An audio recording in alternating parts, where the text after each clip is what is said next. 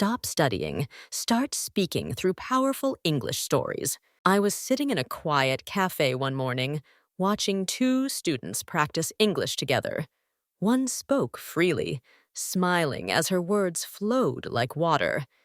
The other sat still, repeating each sentence from her textbook, her eyes fixed on the page, her voice trembling. I watched her struggle, and I saw myself. I used to be that second girl. I knew every grammar rule. I filled notebooks with perfect sentences.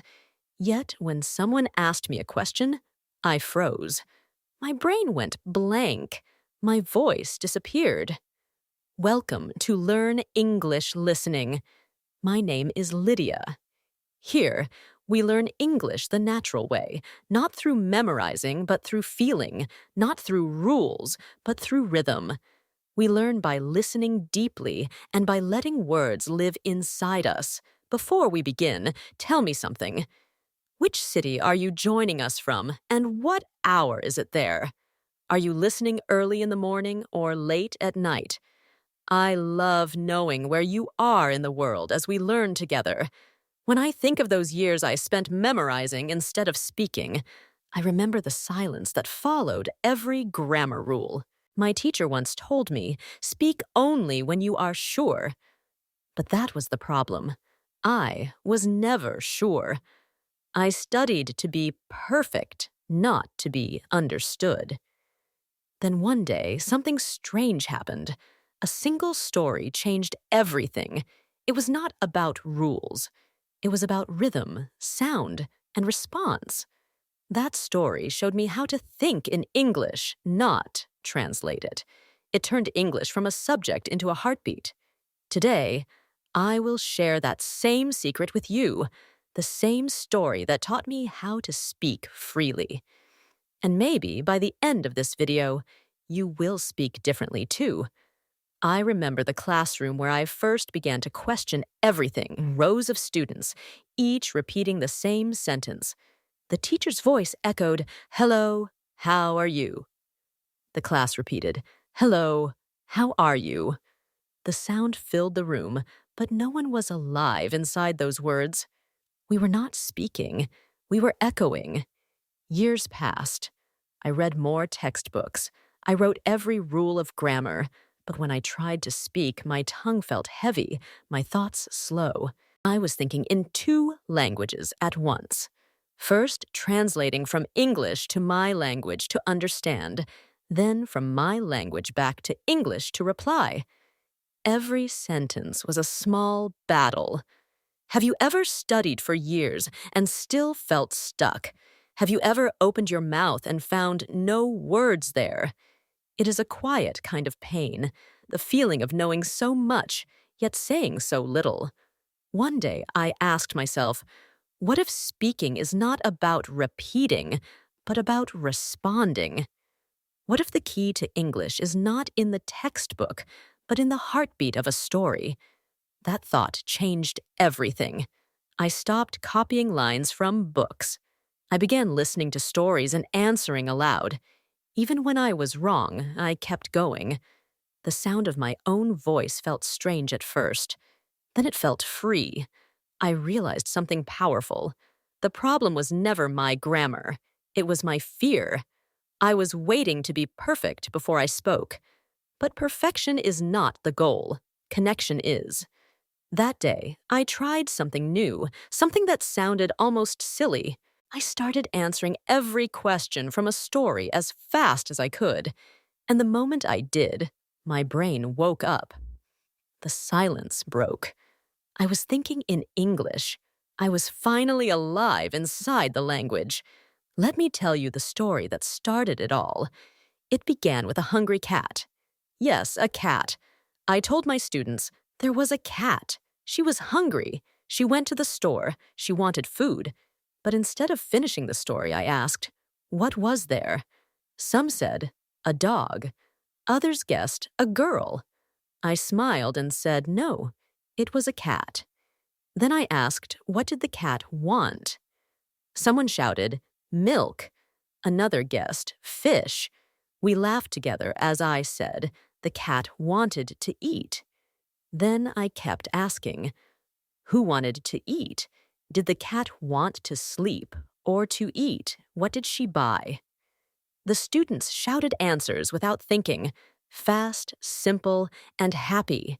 Their eyes were bright, their voices alive. That was the moment I understood how real learning begins. This is called a listen and answer story. You listen, you respond, you train your brain to understand instantly. You stop translating. You begin to think in English. Let me teach you 3 phrases that describe this feeling. The first is speak your mind. It means to say what you truly think. The second is go with the flow.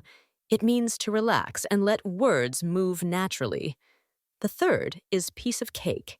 It means something very easy. Now say this with me. Speaking English is a piece of cake when you go with the flow. Feel how the rhythm moves when you say it out loud. Your brain learns faster when it enjoys the moment. Laughter helps you remember. Curiosity keeps you awake. That is why stories work so well. They make your mind alive. Now, it is your turn. Write one of these phrases in the comments. Use it in your own sentence. Let me see how your words come alive. In the next story, I will share what happened when one learner who gave up for 10 years tried this method. His story might surprise you. His name was Samuel. He was 50 years old when he joined my class. For 10 years, he had stopped trying to speak English. He said, I understand everything I read, but when I try to talk, my mind locks. I told him, let us try something different. Let us not study. Let us tell stories. We began with short, simple stories filled with questions. I would ask, who was there? What happened next? Where did he go? Samuel answered quickly, sometimes wrong, sometimes right, but he answered every time. At first, he was nervous. His voice cracked. But week by week, something changed. His eyes became alive. His words became faster. He was not translating anymore. He was speaking. After 3 months, he looked at me with tears and said, for the first time, I feel free when I speak. That moment stays with me. Because freedom, not perfection, is the true goal of language. I taught Samuel 2 more phrases that you can learn now. The first is think on your feet. It means to respond quickly and clearly without overthinking. The second is break the ice. It means to start a friendly conversation, even with strangers. When Samuel met a tourist in the park, he smiled and said, nice day, isn't it? The woman replied, and they talked for 5 minutes. Later, he told me, I did it. I broke the ice. You can do the same. Every time you listen to a story and answer aloud, you train yourself to think on your feet. You teach your brain to respond in real time. If tomorrow gave you a fresh start, what would you do differently in your English journey? Would you still wait for perfect grammar? Or would you dare to speak with courage? The voice you are hiding may be the one the world needs to hear. I once told a story about a candle. It was afraid of the wind. Every time someone tried to light it, it went out. It thought that by staying dark, it would stay safe. But one evening, another candle whispered, you are not made to hide. You are made to shine. And so it tried again. The flame flickered. Then it stayed. The room filled with warmth. That candle is you. Every time you stay silent, afraid of mistakes, you forget that your voice is light. You are not learning English to be perfect. You are learning to connect, to share, to shine. Fluency does not grow from fear. It grows from daily listening, daily answering, daily courage. Even when you make mistakes, your effort matters. Each wrong word is a step forward. So if you have ever been that candle, Write the word shine in the comments. Let us fill this space with light from every corner of the world. You are not behind. You are awakening. Every sound you repeat with meaning, every story you answer aloud, every phrase you try to say with heart is another small flame. Together, they become a fire that warms your confidence. When you listen with joy, English is no longer a subject, it becomes your second heartbeat. I still remember that morning at the cafe, the two students, one speaking freely, one trapped in silence. That image has never left me, because I realized something simple but powerful. Speaking English is not about knowledge. It is about courage. You have learned today that listening and answering stories awaken the part of your mind that was sleeping. They make English natural. They make you alive in the language again. So now you stand between two paths.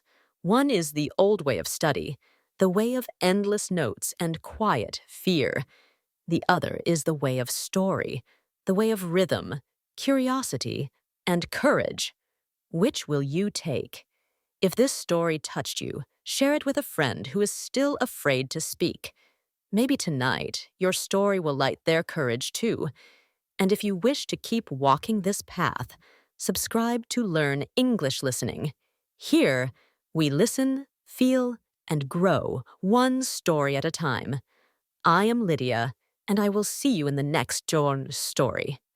Until then, keep shining and keep speaking from your heart.